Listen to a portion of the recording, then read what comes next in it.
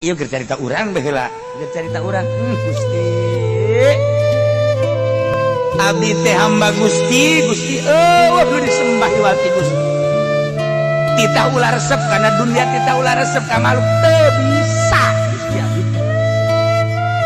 Batur babari sawali teh ngaranna, batur babari solihin teh.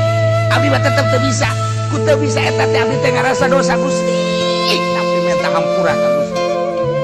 Abdi sholat, tapi sholat abdi mah acak-acakan. Mah kan bisa sholat mah.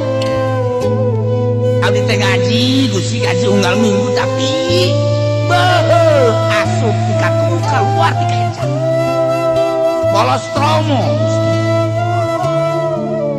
Abdi mah ieu mah lemah bae tapi tetep beungeun hampura.